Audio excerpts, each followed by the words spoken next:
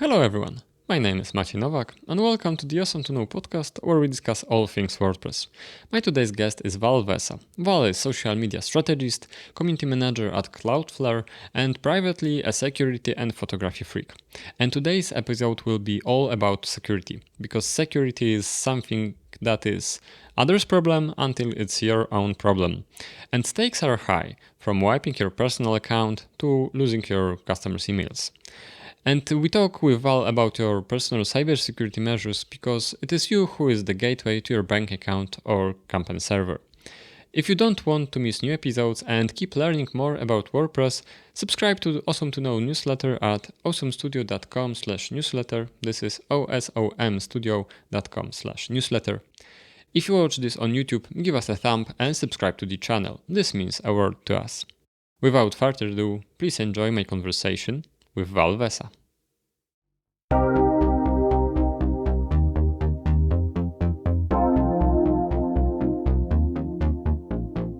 Hey everyone, it's good to have you here. We're glad you decided to tune in for this episode of the Awesome to Know podcast. Hi Val, how are you doing? Good morning, nice to see you. Thanks for having me. I wanted to start this conversation with a little bit of a background, maybe, so our listeners can know you better. So if you can give us like 1 minute intro of who you are and what you do. Yeah, I think I can be under 1 minute. My name is Val Vesa, or Valentin Vesa is the legal name. Everybody calls me Val, so you can call me Val. And for the past 20-something years, I have been doing social media at different levels.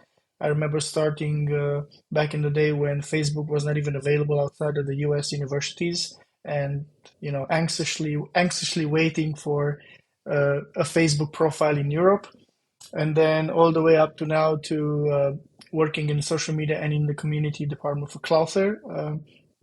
And I would say that my specialties are community management and social media and security inside the social media space. And also, I'm a huge fan of photography. So that would be my favorite pastime is, practicing the hobby I love the most, photography. Great stuff. So I would like to talk today about the security, right? So this part that's part of your, let's say, professional life, and because security is, you don't think about security until this hits you very hard. So if your security is yes, exactly. This is when you remember, I should have changed that, admin password or whatever. So can you talk me through like basic, security issues, general public have. Everyone uses PC, laptop, phone, so we are connected, non-stop, all the time to the network. And what should you think about when, like a word security surfaces? So what's the basic security you can think of that's no-brainer, you have to do this all the time? So that's a very simple yet very complex question. I would say, and now speaking as a security professional, as a social media professional, and even as a parent, I would say like the advice I would give is the same advice I give to my children. So we have a 19-year-old and a 16-year-old. So teenage, late teenage, and young adult.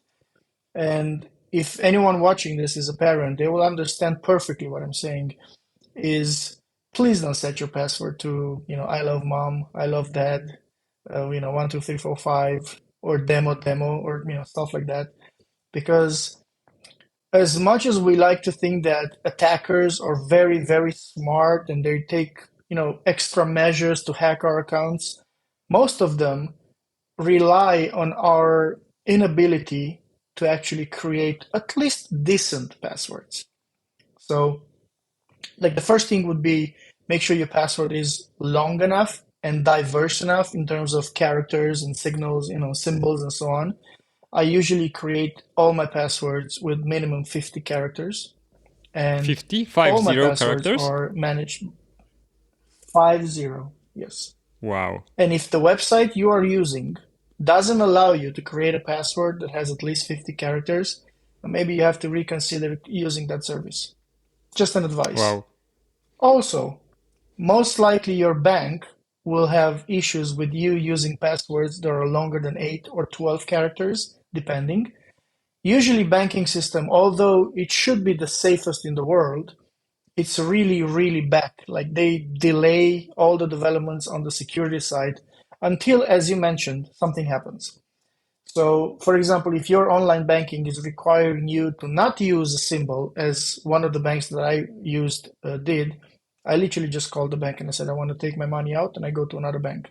It's impossible in 2023 to use an online banking service that only allows you to use up to 12 characters and no special symbols, just letters and numbers. That's just very bad security. Number two would be never remember your passwords. So the moment you can remember your password, that password is easy to crack because all of the algorithms actually scanning for your passport. All the brute force attacks happen with some of them happen with what we call vocabulary.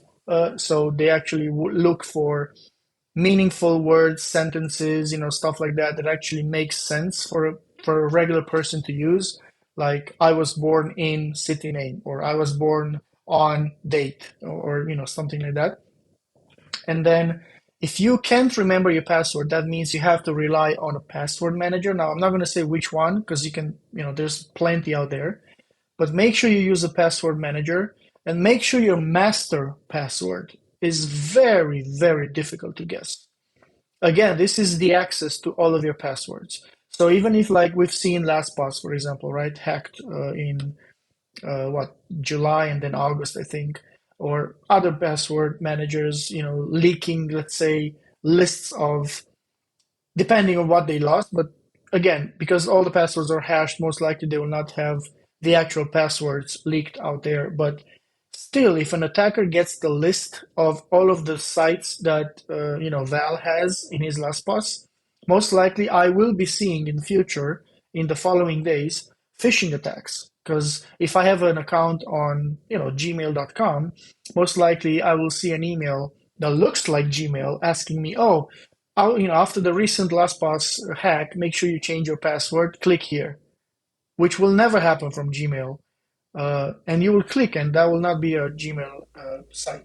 Yeah, if I may stop you here, because you Go also ahead. used this is very interesting. You also used that word when the attacker is attacking you, or the algorithm uses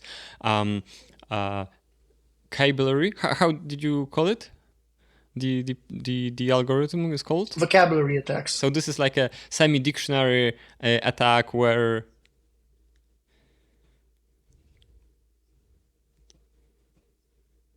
Okay.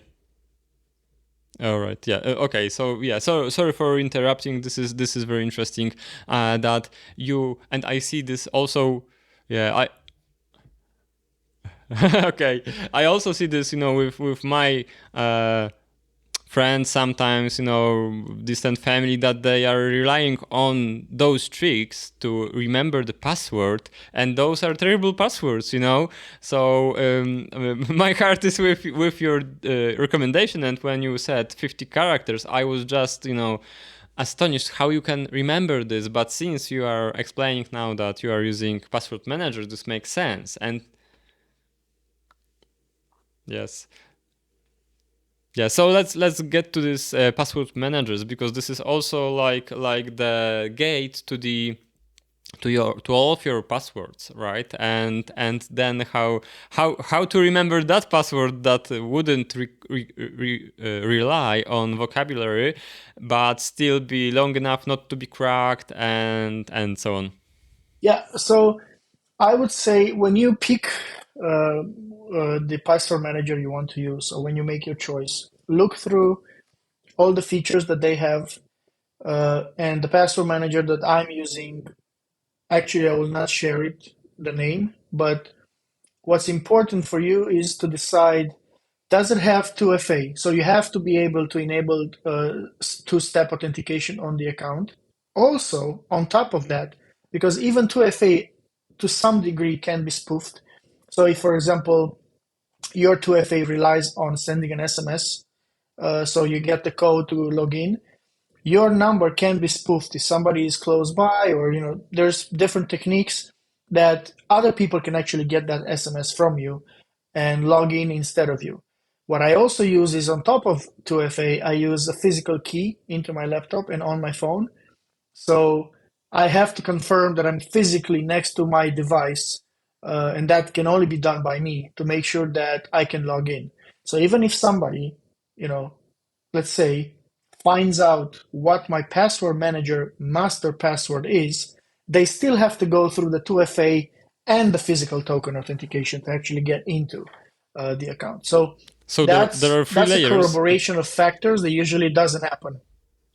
Yeah, so there are three layers Yeah, of three security. layers. There is your master password, the password you are using all the time. There is 2FA, which is two-factor authentication, and then there is physical key Correct. that's with you all the time. Wow, this is Yes, complex setup. absolutely. Yeah. I bet there is like less than 1 promille of people of society who uses this levels of It's also sophistication. not a very expensive. Actually, it's very affordable. But again, you have to do your homework, and it's let's say this. Most likely, or maybe, we are going to a world where people will not use passwords anymore, and different other methods of authentication will be used. But for the foreseeable future, we still are going to be used passwords. So it's always make sure you always go through, um, like anybody working in IT and in tech, looking at this podcast will most likely have some sort of cadence. So every 6 months, every 12 months, every 3 months for companies who are more focused on security, all the employees are getting prompted to change their passwords, for their main account, for their laptops, for their profiles, or different tools that they use. And I would say a good security measure is to at least once a year, make sure you regenerate or you change your passwords for any of the services you have. And if something that is more important, well, actually not more important, but like the next step I would do is never use the same password on any other profile. So if, for example, you log into your Facebook account with, um, password one, you have a Twitter profile. You should have password two, not the same one.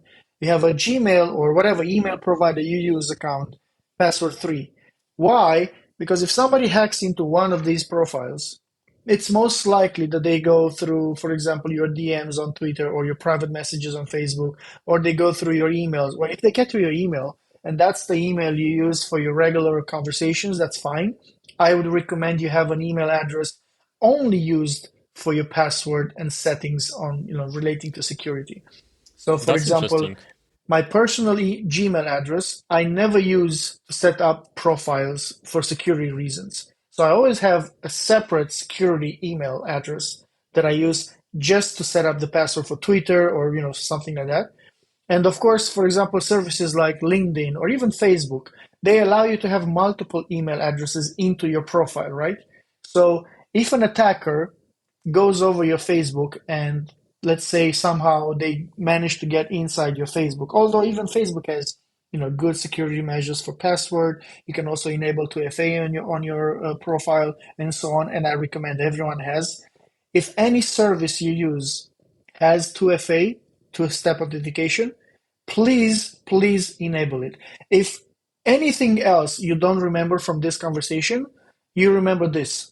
Make sure if your service, whatever service you use, even a simple email address, has a two-step authentication feature, enable it. That'll be the first step to make sure it's very difficult for attackers to go into your account. Right. This is interesting that you separate your, let's say, work email. That's another story, but your personal email, you Credentials, separate. I Yeah. call it credentials email. Okay, this is great. Credentials email. This is great. I never thought about this. I'm in the space, but you know, I never thought you can. And this is simple stuff. You have just two free emails. The one is for storing your credentials. This is your vault for security purposes, and then there is all of the other stuff that's happening on your daily used email. This is great. What about? And this is for you. What about kids? right? You have 19-year-old, and this is, I guess, your kid has this training, and when you see, dumb stuff kids do, I guess your hair is like you have goosebumps, right? But what do you tell your kids? Because That's this is true. like, That's true. yeah, this is stuff that is simple enough to understand, to be understood by everyone, but until you are burned you don't understand this. So this is my general rule of thumb, that unless someone gets burned, that person won't understand. He will or she will remember, but that person won't like viscerally understand what we are talking about until that person get burned. And this can be security, this can be socially, social circumstances, whatever. But someone has to get burned to Yeah. really understand. So what about your kids? What do you tell them? So that's a very good question. I started with a friend of mine back maybe 10, 9, 10 years ago. We started a project called Media Safe, where we literally went and talked to, back then it was 5 to 8th grade, so let's say middle school children, and then we talked to high school students or pupils, and also with their parents at various stages of their children's ages. So depending on age, we sort of tailored the content that we talked to them. And basically, the whole conversation revolved around how to keep your children safe in a world that is, let's say, increasingly unsafe for children online, especially on social media, especially with all the scanning that is happening, from all these platforms. Like you have a Facebook tab open right now and it scans literally everything else you do on all your other tabs. Or the fact that children are prone to attacks just because they can't even think of a complicated password to use, or not even to mention a password manager. Like, show me a teenager that uses a password manager, and I can give him, $500 right now. If you're children and you do that, I will send you the money via PayPal. But they don't, Oh, and that's just because security is not built in into the way of the way we think, because we take things for granted as adults even. And then if you're at work and your employer sends you an email saying, please reset your password on your device. What is the first thought through your mind? Oh, not again. When it should be, oh my God, thank you for actually having such an employer that actually cares about my security profiles, that it enables me every 3 months or every 6 months or whatever the time is to actually do a reset and make sure my password is not, easy to crack. Sometimes you yeah, would even have the recommendation of your password is too short. Your password is not complicated enough. yeah. But then when you change that, my guess is 80% of people will add winter, summer, autumn to their password plus the year. So the root stays the same. Then there is that differentiator plus year. Yeah. And this is where if you don't use two-step authentication, that's where people would say like, okay, so if the password was hot summer 2022 and now we are in 2023, what if, says the attacker, what if they just changed the last digit? So I'll try for hot summer 2023, boom, I'm in. And there's no 2FA on the profile, so easy. And again, I you asked about teenagers, and I think at the speed at how things move right now on social media, that's the ground where our children are mostly targeted. And losing a password is, or having your profile hacked, is not necessarily something that stops there. Oh my God, my password was leaked. Now they got into my account. But usually, children and teenagers have so much content that they share with among themselves or with others, that content, if it's not, safe, and I'm talking all kinds of selfies, nudes, right? Videos of yourself that you send to your girlfriend, your boyfriend, but that content can come down and harm you in the future big time. Because if somebody leaks that content or even just harasses you saying, hey, if you don't send me so much money, or if you don't send me more of your naked photos or whatever, I'm going to release this to your friends, or I'm going to release this to your parents, or to your church, or to your employer. Well, kids are not going to be working maybe, but you know what I'm talking about. And I had the experience of actually talking to parents who were approached by their children at the very last level when they said, Dad, Mom, um, I sent some nudes of myself to somebody that I thought was my girlfriend or I thought was my boyfriend, and apparently they just wanted the content to, I don't know, harass me or uh, ask for ransom and basically hold them for hostage digitally. And that's the worst thing you can do because you can literally destroy all your future life at age 15 or 14 or 13, even younger, just because of one stupid selfie you took and sent to somebody you thought was a reliable partner or friend who then come back and harm you. So I always say to my children, who are you talking to online? I don't necessarily care. Like, I'm not going to policing your DMs and I'm not going to be like, show me everybody who you talked to today. But I do teach them and I did taught them basic, let's say, verification steps. Uh, you know, if you would be embarrassed of the content you send via private messages, then don't send it. And always assume you are going to be hacked. Always. Don't consider it a big shock. Don't consider it a big surprise. At some moment in your life, one or all of your profiles will be hacked, statistically. So if that happens, how much bad stuff can the attacker find there? If they find, email passwords, like do you regularly send via DM to your children, hey, this is the password for this service, go there and I don't know, set up your school profile or set up your, I don't know, bus or train or something subscription and so on, and you send that password via a private message or WhatsApp message or Viber or whatever you're using. Also, how much of the content that you have in your private messages is sensitive to, let's say, risk data or credentials of your customers or photos of yourself or of somebody else? And, this is, we think of, oh, this is never going to happen to me, but it will happen. And if it happens, if somebody does get access to your profile, then make sure you have at least some measures of, like, I know somebody in my friends group that has this tool that automatically deletes all of the tweets that they post after 7 days, everything.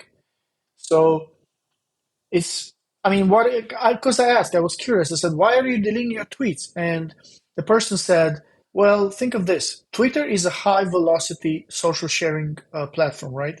So it should not matter what I shared a week ago. It should matter what I shared today or what I shared yesterday, maybe. If yesterday you say something like, oh, uh, please be with me tomorrow at 10 a.m. because I'm going to launch this product or I'm going to launch this service or I'm going to announce something, then maybe you want to do a comment, an extra comment to that initial tweet and say, by the way, this is now live.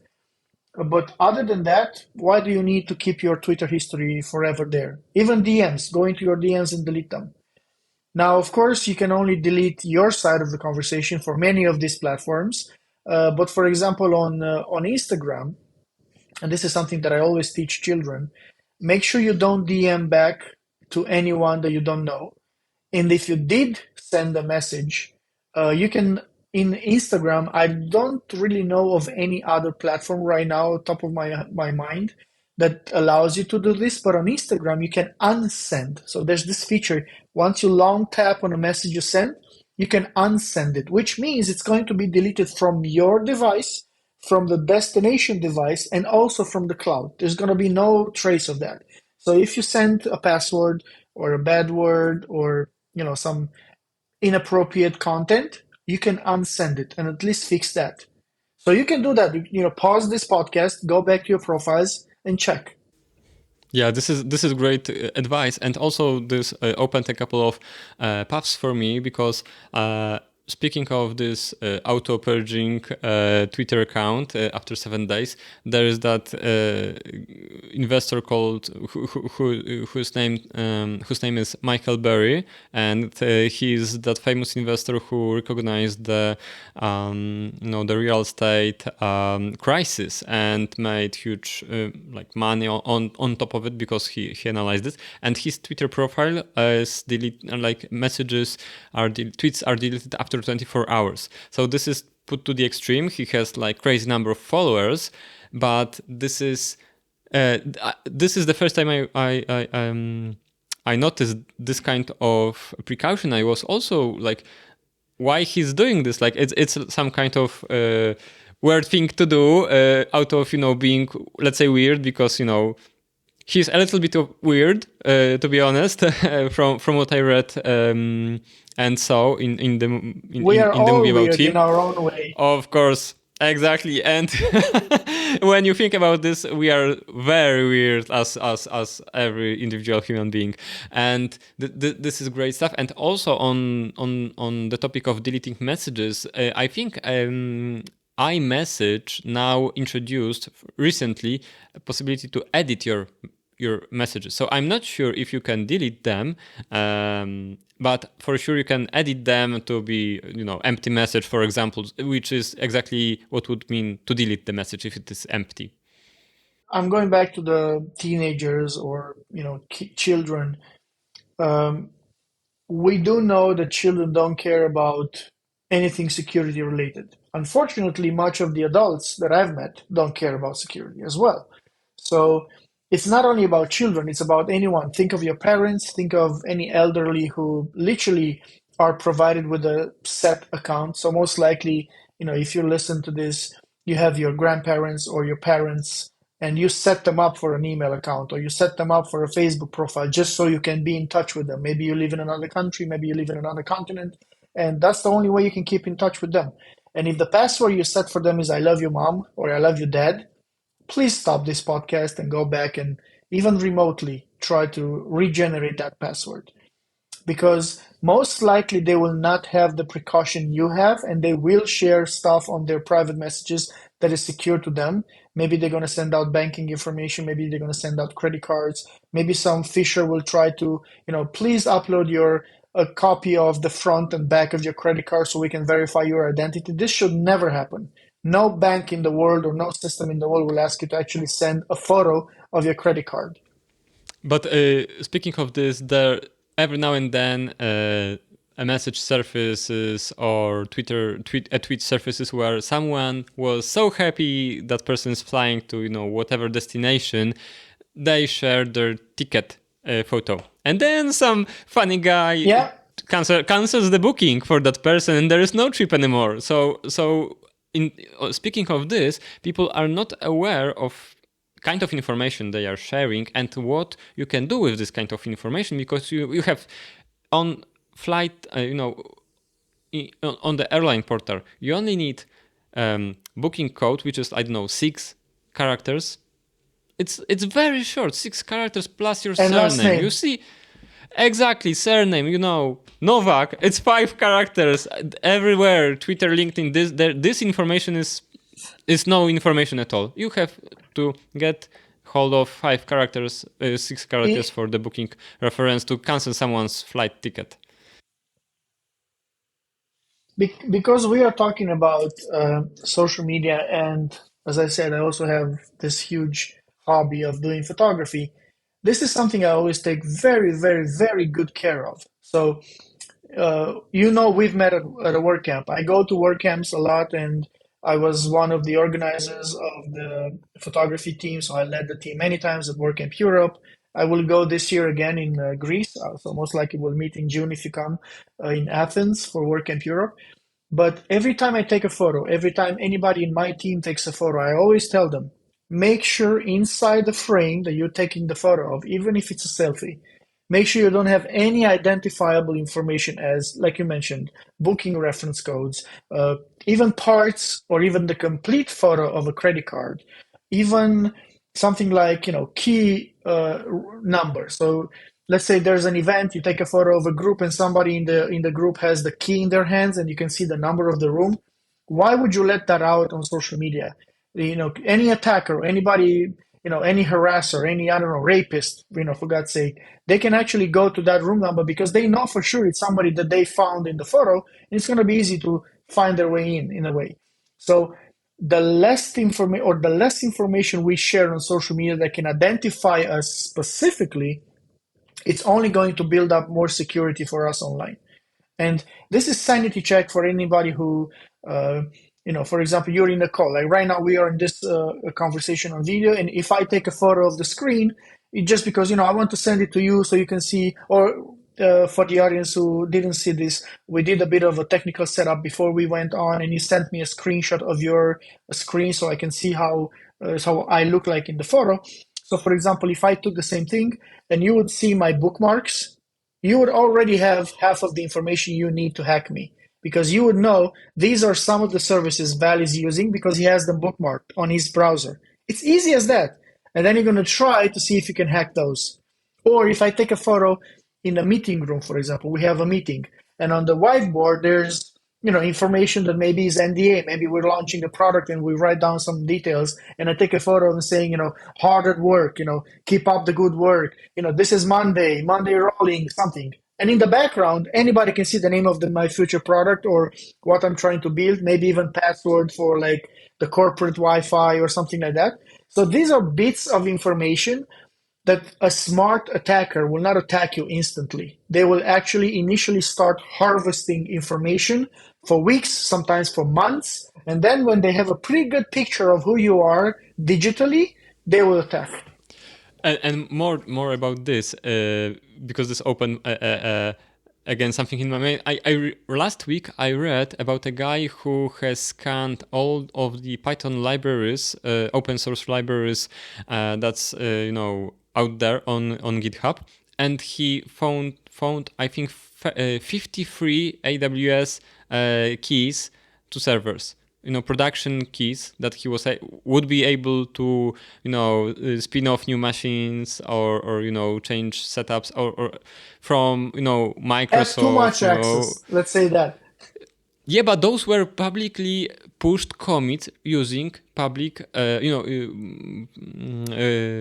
exposing your private keys to AWS infrastructure from different companies. Those were huge corporations. Big mistakes. Exactly, and there were, out of all of those libraries, there were 50 production usable keys. It's amazing, how this leaks, and then what you can do as the attacker. You can also make a lot of money with that. I bet you can make a lot of money because actually companies have services where you can find bugs or find security risks, report it to them, and then you get money back, right? So it's like I just found out about a bug, or as you mentioned, some machines are openly available and the credentials are just laying out there for anybody to find and hack into, or literally log in, because you didn't really hack anywhere because you just had them available to you, and then you report that, and usually the companies will pay for you to actually support them, in a way, testing their systems, their infrastructure, credentials, and so on. So I think that's also something good to do in actually going back to the companies and reporting risks that you found. Yeah, this was reported back to the AWS. I think even provides you with a mechanism to report such stuff like found keys, and everyone was notified. But what you are saying is white hat hacking. So you're the good hacker and also work with the bounties the companies pay for finding. And for example, in crypto, I'm also into crypto a little bit. So the protocol, so the crypto blockchain, DeFi companies have open bug bounties, and there is a lot of people who are finding bugs there. And also, crypto is very very like vulnerable to attacks because there is money directly sitting on the blockchain. So those are like honeypots for all of the hackers. And also there were like enormous hacks, like from the there were like $200 million, $600 million pulled from those protocols, which you don't hear very often that a bank got robbed of $600 million, right? So $500 million was pulled out of the bank, which is on blockchain. So you don't hear about this a lot, and it happened last year like many times. But the vector was someone's computer was not protected. Someone got phishing email and so on. Someone got a CV, and the CV Was the was a weakest available link. Exactly, yeah. And someone got a CV, for example, and through that CV, which was PDF with malware, got the protocol got hacked for a couple of $100 million. And in this crypto space, I also heard about a situation where there was a conference in Amsterdam for Ethereum conference, and one of the person attending the conference found an AirTag in his backpack. So someone put an AirTag and tracked that person after the conference, which is crazy. When I'm thinking about this is so creepy that someone was literally like attacked with a physical device. It's like a plug, like on the Bond movies, someone puts a GPS tracking device under your car, for example, and this happened with our technology. And in Apple there is that notification when the phone sees that you are tracked, that you are traveling with an AirTag which isn't yours. So there is a measure to mitigate the risk, but you have to understand what this little memo says. What's the meaning of it, that you are traveling with an AirTag that isn't yours? And also, that brings me to an idea of how many of us, any of us, I'm not talking teenagers, children, any of us, how many of us are actually reading the terms and conditions of the services we use, one. And two, how quickly do we say okay or cancel or yes on any prompts we see on a flow of sign up, registration, login, hey, something happened. And we just click, okay, okay, okay, go away, I need to read something. And that's Yeah. maybe an Okay, go important away. message. It could be a security, yeah, it could be a security prompt. It could be a, password reminder, reset or something. And we just disconsider it and it's like, okay, go away, I do something else now. Um, I It's know like of muscle companies that memory. actually enforce, yeah, yeah, that's the problem. You can, when you are too much into security, um, how should I say this mindset of I need to do this, I need to do this, I need to do this, then it's going to become very difficult to be hacked. It's not impossible, but it's going to become difficult because you have some patterns. You've taught your mind to think in silos, right? So, like you mentioned, 3 layers of access or 2 layers of access, and every layer should not be rushed into. So, for example, if somebody says, you go to a login screen and you think you're on your online banking page, but you could be on a phished page. What I usually do is I always look at the address bar in the URL address bar of the browser. Even if I'm 100% sure that I'm on my banking website or that I'm on my whatever other website, I look in the URL address bar. Or sometimes because now Chrome actually hides away the HTTPS, or other subdomains in front of the domain. I literally go and like something that I do right now is I put my mouse cursor inside the URL and then everything is visible. I read it and I'm like, yeah, I'm on the right one.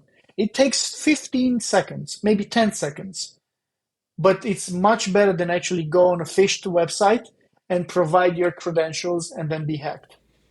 Yeah, So I think. when you talk about security, there's something that contradicts security all the time, and that is speed.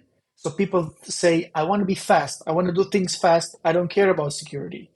But at the same time, it's very important to realize that being fast most of the times means you're not safe.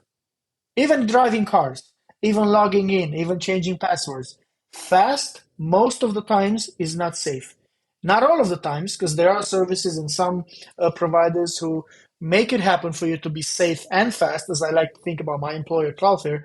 But also, usually, you have to put that into your mind. If I do things too fast, somewhere my security is not being taken care of very good because it's just too fast. Things are happening. You're an entrepreneur, you're a startup, you start scaling up, and then you're like, oh, I need to use all these other services. Do you do a security check on your future provider before you sign up a new account? Do you check your I don't know, CRM or ERP or any of those systems before you actually sign up? What do they do with your data? How much of your internal details are being saved in the cloud of that provider and so on? A great example, my favorite, is when you want to rent a car, when you want to, I don't know, rent a jet ski in Turkey or whatever on your vacations, or even snowboard, in the mountain. What they will require of you to do? They will want your ID, and Provide a they credit won't card. just. Not only this is obvious, but they will want your ID, your personal ID, not driving license, and they won't just copy paste, into the system the data. They will want to have a copy of this, like Scan. do the zero, yeah, do the zero copy, and this is something you don't have to allow. You shouldn't allow. They are not allowed to store this, and everyone does this.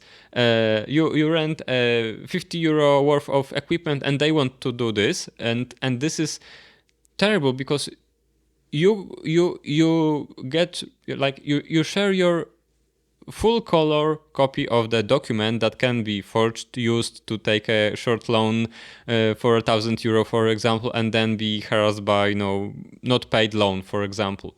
No one thinks about this because they will say it's safe with us. When this is the first time, the loan fact is just the breach of this safety, that they shouldn't be doing this, and they will say it's safe with us, and we will not share this information with anyone. Please, believe us, we won't take a loan for you. I think we should start learning to say, number one, no, but also why. So if you go, as you mentioned, renting space for a car, right? And they say, we need your ID. Okay, here's my ID. You show it to them. And then they go like, we want to copy your ID. First thing you say is no. Second thing is, if they insist, second thing is why. I booked it online, or I'm going to be paying it with my physical credit card here.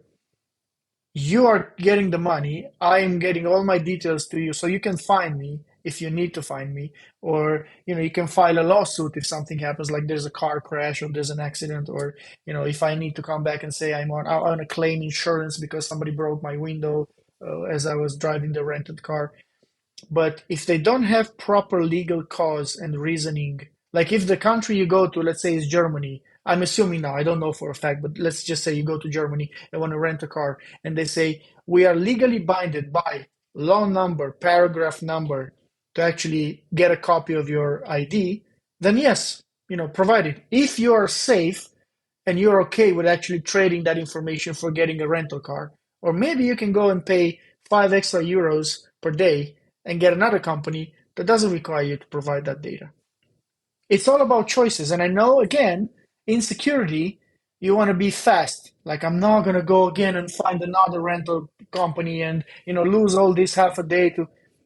But then you can't have both ways, fast and secure. So you need to make some effort to always choose security. And I think in the following years, this will become more and more of a sad news, is because people are used to not being very safe, not to care about their security, and it's making it easier and easier for attackers to hack profiles or do all sorts of breaches, just because even if we hear so much of the media and news about this company got hacked, like you mentioned, crypto stolen, all these news pieces that we find or we see on TV, and apparently, like a teenager, we still don't learn, we still do the Mhm. same mistakes. Like a parent says to their children, look, I've done this mistake in my life. Please don't repeat it. Guess what? They repeat it. So They didn't it's get just burned. crazy. They have to get burned, but they will be Yes, burned, exactly. very painfully. But what's your opinion? Is it like more and more people, because new teenagers are growing, kids get phones earlier, so a lot of exposure. There is more and more exposure. There are more users of the internet because younger people get phones, devices at the younger ages. Those who got them are, older and entering first jobs and so on. So there are more internet users. It's only growing. So we have more users, and is it like there will be more hacks, problems, security, and so on, because there are more users? So statistically, this is the bigger number user base to get hacked. Or maybe it's like people are actually getting more aware of the security problem, so they are mitigating this, or maybe not. So I wonder, because it's like moving environment. It's like the base number is changing, is growing. So for example, if you have the same number of hacks, but the user base is growing, so they are actually more secure, statistically, right? But if the number of hacks is growing faster than the number of users, it means people are getting, worse and worse. It's true that when you look at statistics, you hope that maybe in time more people will get more educated in security practices and there will be less and less hacks happening. But like you mentioned, because of the scale of people adopting technology and devices and so on, and with the world population growing exponentially, of course there will be more and more people being hacked and more information being stolen. And if you set up like for example, a Google alert on breach, phished, hacked, banking hack, or combinations of these, you will actually be astonished, because I have such alerts, of how much news there is about that. And still people don't learn. Because if you are part of a larger list that was breached or leaked, and you don't know about that, then you think, oh, you read the news, right? And you're like, oh, poor people, their profiles were hacked. You are part of that group, but you don't know. Their But then if profiles. you use This is services, they. it's it's their problem, right? So then if you use services like, for example, Troy Hunt has this amazing service called Have I Been Pawned? And then you literally sign up with your email address, and if they find your records in any of the leaked breaches out there on the internet, you get an email saying, oh, by the way, last week your email address or your name or your whatever was found in such and such breach. Then you begin to understand the level at which this game is played. Because yes, attackers rely on numbers, and they rely on numbers not necessarily of how many people use services online, but of how many people don't care about their security. They think it's okay to have a password that has 5 characters or 4 digits, like a PIN code of your credit card. And even physically, in the physical world, if let's say you get mugged on the street and somebody steals your wallet, right? What do they find in your wallet? Well, they'll find your ID, so there's one, right? They can clone that. They find your credit cards uh, or debit cards. Now, if they're credit cards, they can actually pay for services with using that online because they have the physical one, so they have the number and the CVV code right on the back.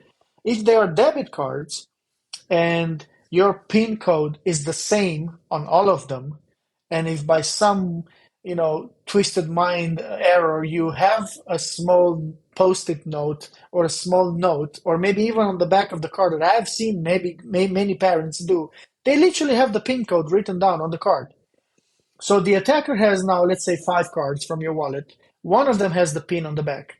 And guess what they do? They're going to use the same pin on all of the cards because they know, for practical reasons, people say they go to their ATM machine once they receive the debit card. And most banks now allow you to actually change the initial or the default pin code, right? And you'll change to what? To the same one on all of the cards. Why? Well, it's easier. I just remind one pin. When actually, for your security posture, that's the worst thing you can do. Have the same pin code on all of your cards. If we say, please don't repeat using the same password on your online services, well, the same rule applies to your physical devices. So don't have the same code on your phone, don't have the same PIN code on your cards, and so on. We talked about sharing information in direct messages on social media.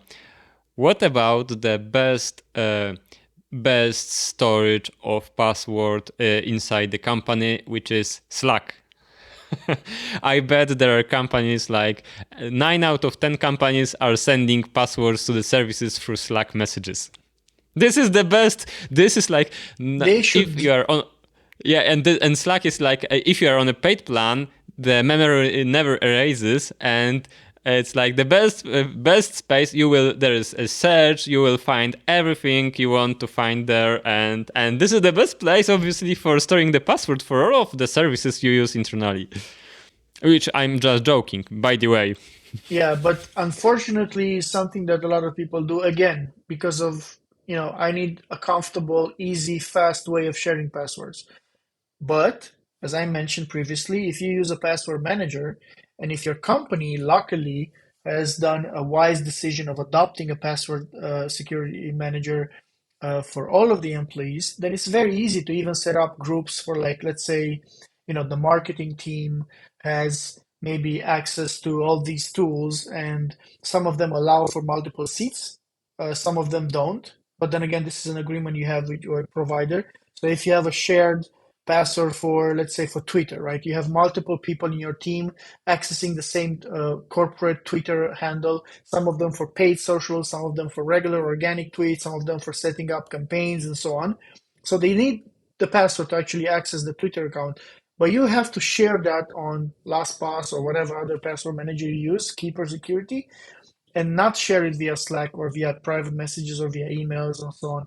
Even if they self-destruct, which they don't, you can still find traces of that. And if somebody, hacks into that Slack instance and discovers your passwords, who are you going to blame?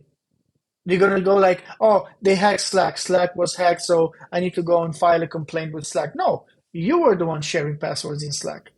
It's your Yeah, fault. because It's nobody else's fault. yeah, everyone will read the press memo that this company got hacked, and there is like 2-page explainer why this hack happened. And there is, for example, oh, we were something was securely stored in Slack, but the Slack got hacked, whatever, and no one will blame Slack for this, but they will blame the company who got the end in the chain will get blamed.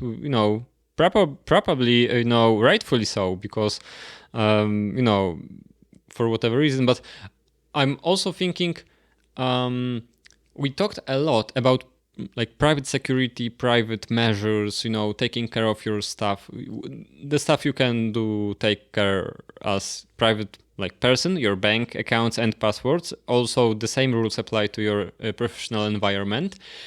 So how if password leaks, that's we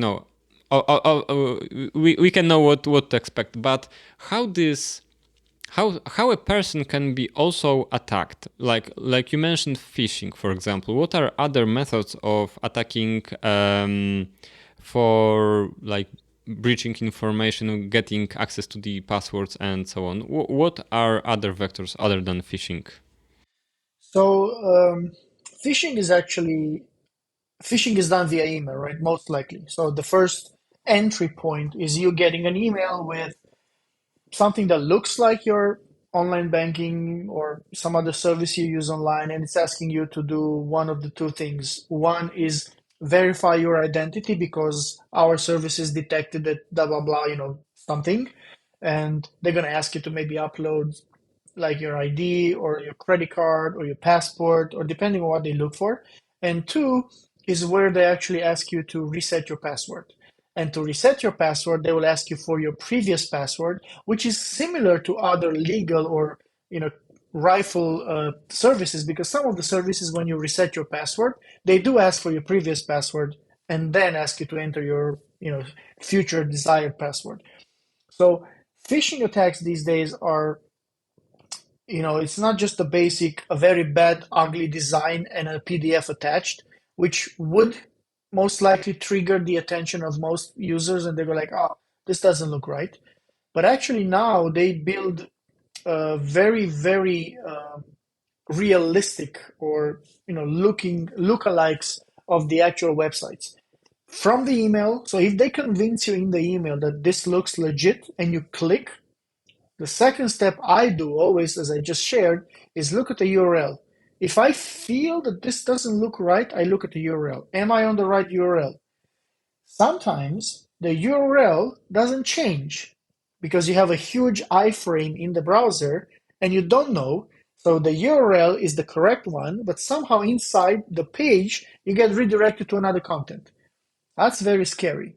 Now this is where some of the attacks are successful, is also because people clicking on that and then somehow thinking that this maybe is not safe, don't have a way or a destination where to report that.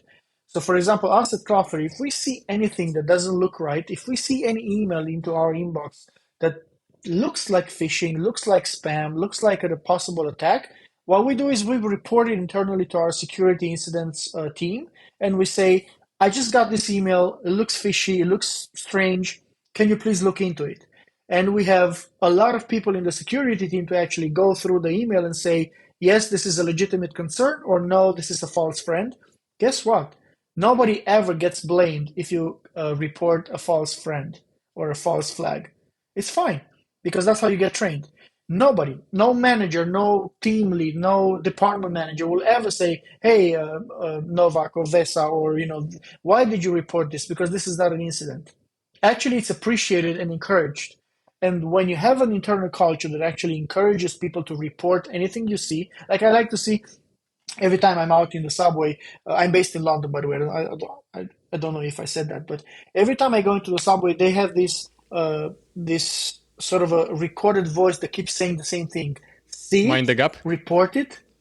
Ah, That's okay. also true, but see it, report it, sort it. So you see something that is not okay, you report it, and then somebody will fix it. And this is something that is built in into the British way of not only in the subway, but you see this other in other places, like in public places or events, or you hear this police or security forces messages all the time. See it, report it, sort it. So this is something that we should have ourselves as well. If my employer doesn't have a way of me reporting a possible phishing email that came into my inbox, I should actually go to my manager, or that manager should go to their security manager and say, we need this, we need something like this. We need a team internally that can handle security incidents, because it is only going to be an attempt if you have good security. If it's an attempt and you have a bad security, it will be a success from the attacker's point. I mean, attackers will try all the time. They tried at our place all the time. I mean, our company sees so much attacks happening every single day. But all of the almost 4,000 people at Cloudflare, they always do this. Every time you see something suspicious, report it. Nobody will blame you. Nobody. Even if you clicked on something that after a few minutes, oh my God, this was a bad site to click on, or I submitted my credentials. Even if you do that, you still have to report it, and nobody will blame you. We'll try to fix the problem, and there's a lot of lateral security permissions and access points actually, who are like even physical keys. If you, I mean, somebody can try to hack you, but they will not successfully do it. Even if they hack Maciek or Val's account, they're not going to go laterally into other accounts or other teams just because security is very tight. And if, for example, someone gets that phishing email and clicks on a button to do whatever they want you to do, is it already dangerous? Or unless you provide, like, type your information, you are still safe? Because I always wonder Um, if you are already compromised, or you are just looking into that trap only. the correct answer would be it depends. And why? If if you actually need, so the attacker would need to somehow download a payload onto your device. to have that payload activated and do something. Fish for information, collect information, monitor your bandwidth or your network traffic, find out what ports you have open, what other services you're communicating with, and such and such. And for that, most of the devices would have some sort of a prompt. You know, you would see something like, "Oh, your antivirus is updating."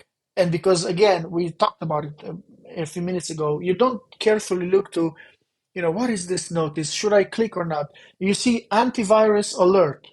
Yes, click. Okay. So there's some part of user steps that need to be done in order for an attacker to actually download or install or even run a software or a piece of code or a piece of, like a some sort of script. But many times you also don't need to click on anything, just land on the page because in the background they will try to run. Maybe they will try to, I don't know, mine for Bitcoin using your CPU power or your electricity and so on. So I would say as long as it stays within your email inbox and something that looks suspicious. Oh, actually, I have a recommendation here. When you get an email that is obviously spam or phishing or so on, don't just delete it. First, report to Gmail, Yahoo, Hotmail, whatever service you use, report as spam or report as suspicious. Leave it there for like 24 hours in the state that it's like reported so that the algorithm can pick it up and look inside of it and then understand and update and then delete it. This is very good if you want to actually, uh, let's say, help somebody else, not just yourself. If you want to help just yourself and you're selfish, you're fine to just delete the email. That's it. You delete the email, you don't care. But if you also want to help the algorithm learn from that experience and help others who may not be so, careful and paying attention as you did, then you report it. And then automatically, the power of collective volumes that actually get reported into each of the email providers will help them establish better rules and filters so that similar content in the future will get automatically flagged and sent into the spam or junk box so that the users don't even see it in their inboxes. Just a friendly advice. Yeah, that's great advice. And spam is, notoriously sent by millions of messages. So,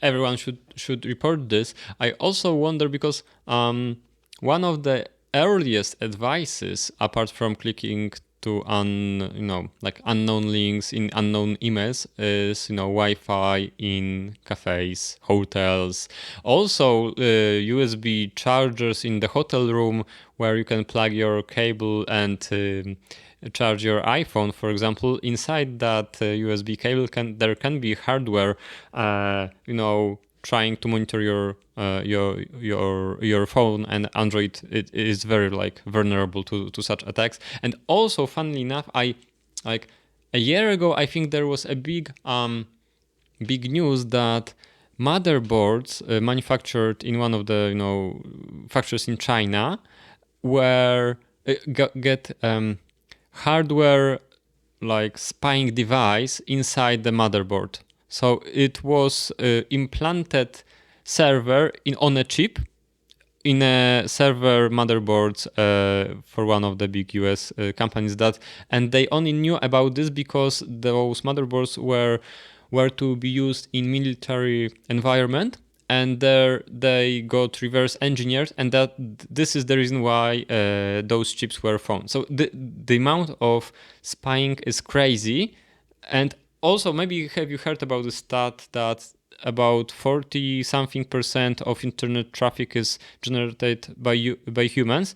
All of the 60 or 55% is generated by bots and like hacking hacking activities, let's say bots, automated systems and so on. So I opened like a couple of topics, so let's stick to the first one, which is Wi-Fi security at cafes. Sorry. Yeah, no worries. Let's say you enter a country. Most likely you come by plane. So you land in the airport. First thing you do is save bandwidth, save data, right? And you're going to connect to a Wi-Fi. Usually it's the airport's Wi-Fi. So you get free Wi-Fi. And also, I'm not sure. I'm not an Android user, but I know on the iPhone it's automatically also showing you this is an unencrypted or not safe connection. That should be the first warning for you. The moment they provide a publicly available Wi-Fi, but they don't encrypt it correctly, that should be already a warning that something is not okay. So that means anyone can see the traffic from devices to the router and back, which is not okay. So a sniffer can be right next to you, and you think that you're using all the proper security measures. So you use a LastPass or other password manager, you have a 2FA, you have all that, and then you communicate via a protocol Wi-Fi that is unsecured, and anyone in the airport or in that room with you can actually sniff your packets going back and forth from the router. So you can install uh, an app like, for example, Cloudflare Warp that actually encrypts communications from your device to the first point of entry, which would be the router, or other apps like that. But I would say unless money is a really, really big issue for you, don't use publicly available Wi-Fi. Never, ever. So if you go to a country that is, let's say, not in a commercial agreement with other countries so that you don't pay extra for roaming services and so on, then carefully consider if you have the budget. And if you don't, buy a local SIM card that has data attached to it and use that. I never use Wi-Fi anywhere I go. I try not to use Wi-Fi as much as possible. If I use Wi-Fi like I'm using right now, I'm always making sure that my warp is enabled so that I filter all my traffic through Cloudflare Warp, and that's a free service anyone can download and use. But also when you use VPN services, that's a big wormhole because people think, oh, I'm using VPN, so I'm safe. And my question is, who is providing that VPN? How much of the data you shared through that VPN service is logged, and what do they do with it, and where do they save it? If you're a European citizen, do they save that data locally in your country or in the European Union, or do they save it in an Amazon machine somewhere in the US, or I don't know.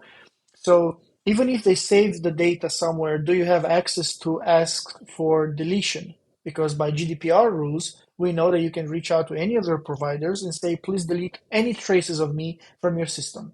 I want my account canceled and I want all the copy of any of the data I shared deleted. Can you do that? If you reach out to your provider and you ask for that and they say, sorry, or we'll look into that, that means that they don't have a process, they don't know how to do it, or they don't even know how much data they have about you, or they don't have a physical separation of European data versus any other country data. We know GDPR only applies to Europe, right? So do you or the services that you use, can they guarantee that your data as a European citizen is physically protected and saved in a cloud storage or facility that is based physically in Europe?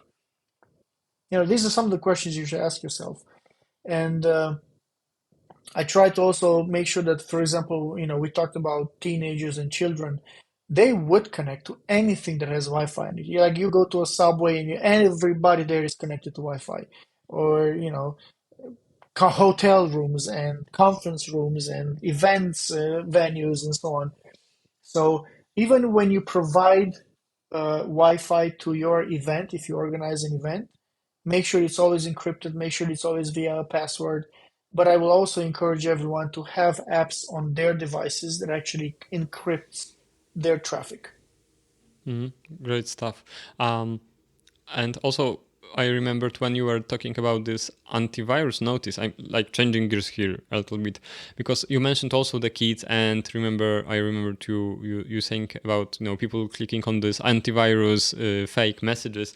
I talked with a friend whose father is just retired CFO of a big organization, big organization, CFO, person trained in finance, which isn't like, An easy topic.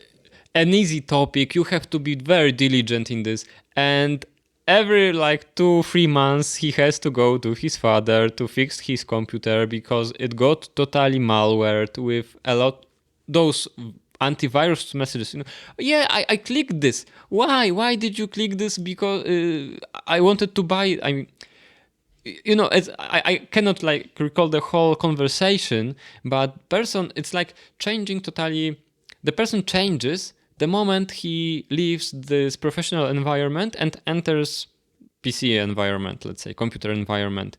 The mechanisms he would have inside his field, which are nearly the same, read the messages, are totally lost. It's like two different worlds, like people, children, like going to kindergarten and running and screaming, and at home they are fine. They change the environment while running, screaming, and this is like grown up, trained person, professional, mature, and the behavior is totally changing because no one is reading those messages. Maybe there are too many messages.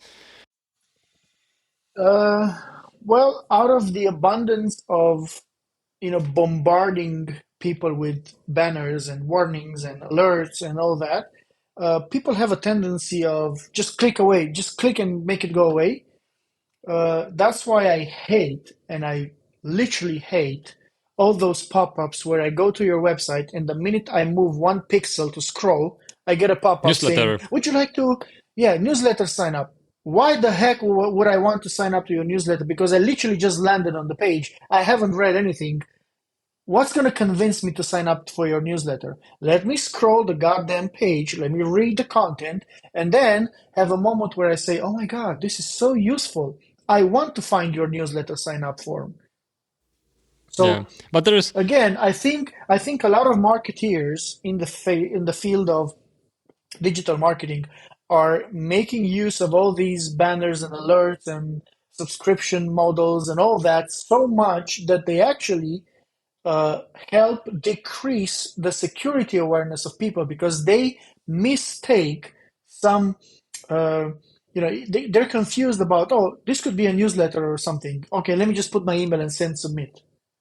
And that could be actually a phishing window where people now have the email address. Now, if I have the email address, maybe if I show him another ad, with something else, they will give me the first and last name. Maybe they'll give me, date of birth, and then I can put them all together in the background and have a virtual copy of their identity from like 3 or 5 interactions. Again, remember, good attacks happen in time.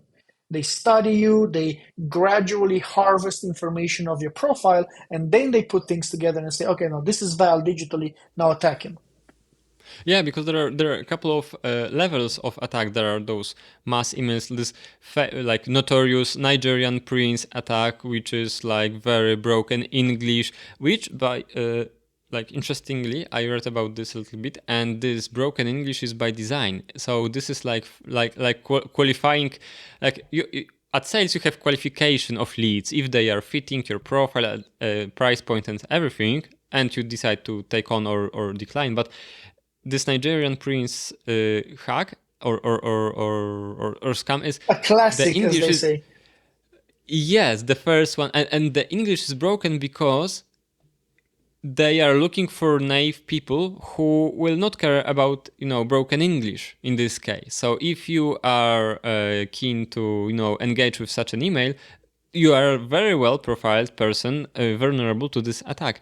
Then you have more sophisticated, directed, and on the other spectrum, I read about one attack, again, crypto space. There is a founder who is, and in crypto, because the vector is interesting, really interesting and very elaborate. So there is a guy who is a founder of a crypto company, also a little bit notable investor.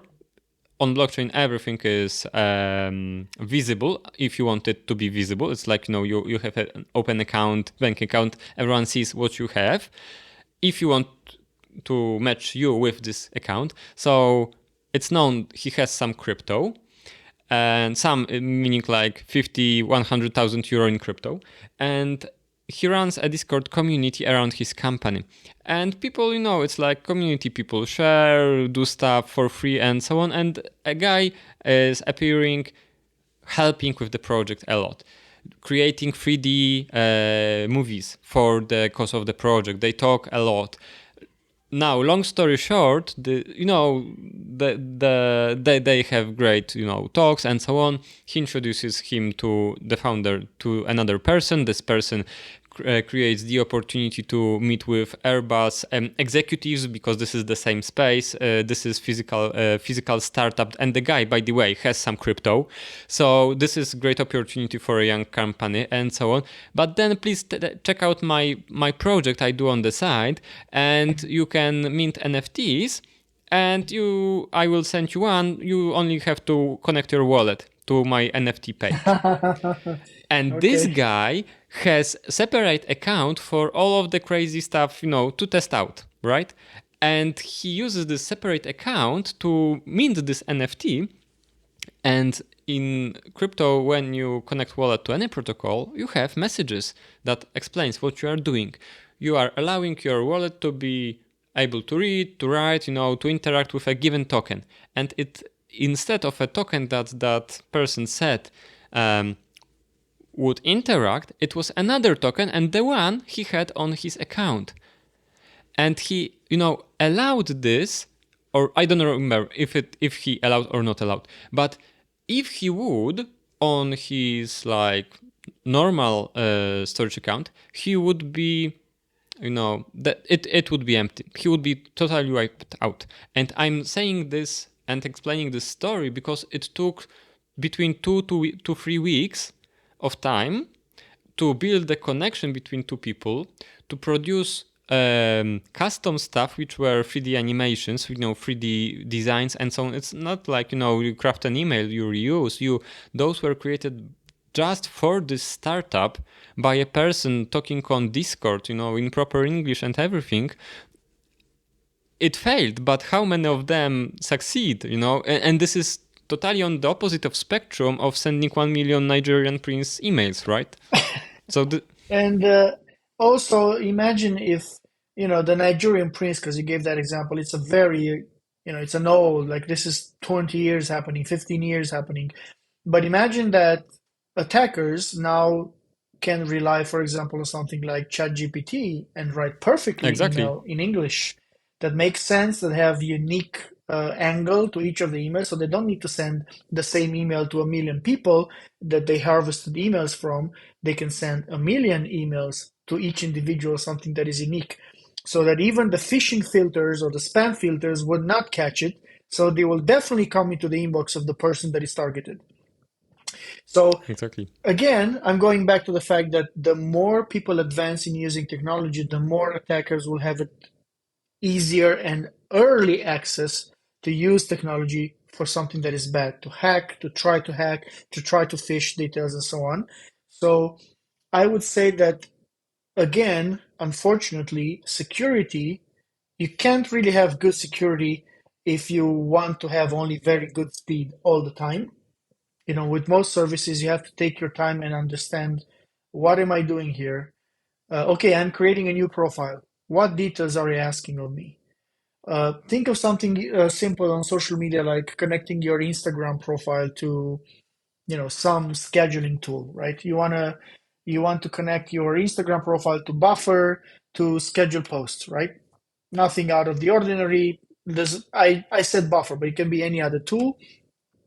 Now, I know Buffer, for example, for a fact, they allow you to connect via the Facebook's API. So you don't actually put your username and password for Instagram into the Buffer interface. You actually get redirected to get a token authentication via your actual credentials from Instagram, and then redirected back to, to Buffer or whatever other platform. But think about all these tools that I see, for example, social media influencers and travelers and social media managers who manage multiple companies' social media profiles.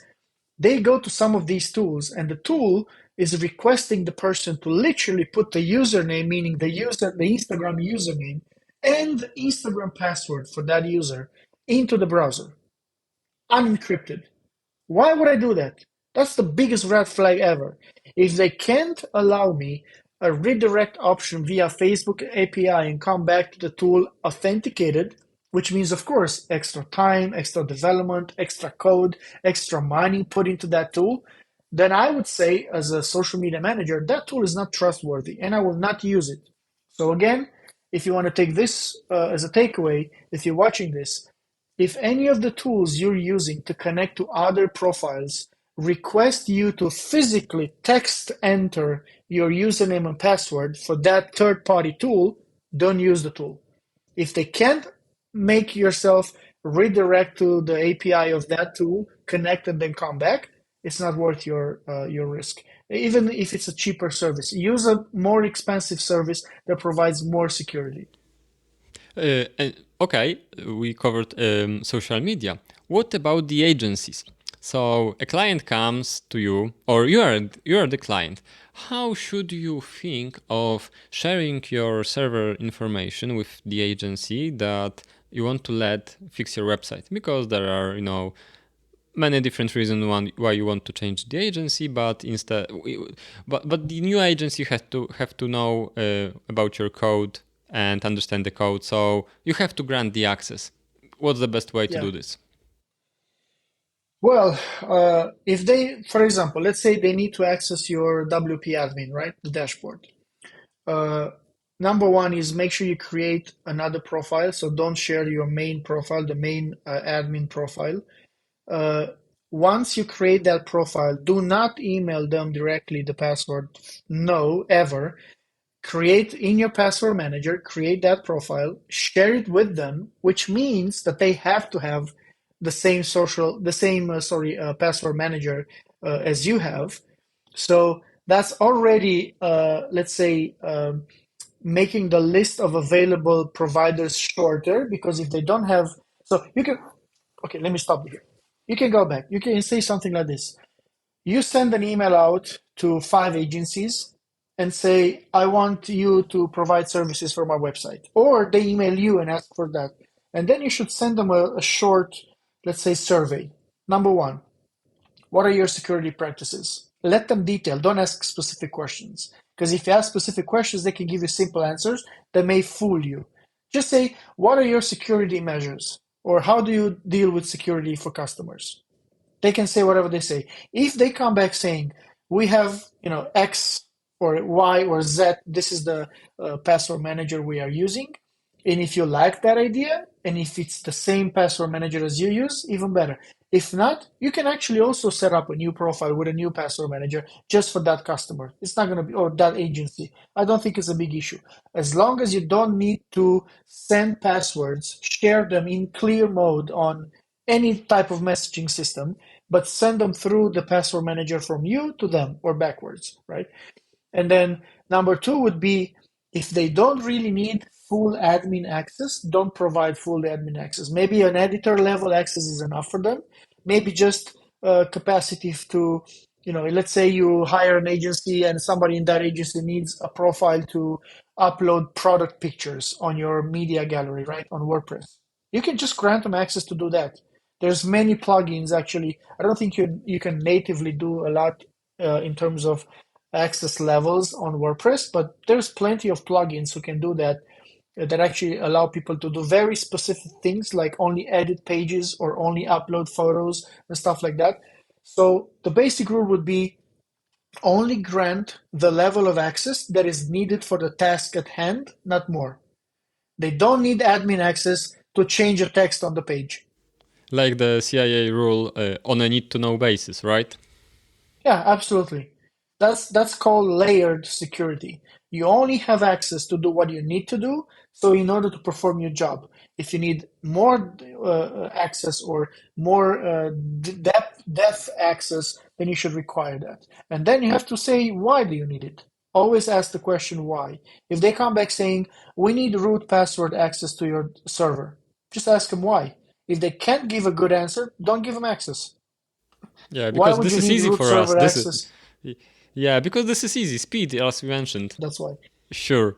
All right. So let's wrap it up. Thank you very much for all the information, Val. This was great Thank you stuff. for Also, having I me. think I think this is not only like valuable for like people in the professional environment, but also their parents and their children. This is great stuff, and this is very much Absolutely. neglected in my This is a opinion. family safe content. Exactly, exactly for all of the generations. Thank you very much, Val, and take care. Thank you. Thank you. Thank you for having me. And if your audience finds this useful, I'm happy to do it again in like a second episode, and then we can talk more. But until then, make sure you keep safe and don't care about speed so much as you care about security. Perfect. Thank you very much then.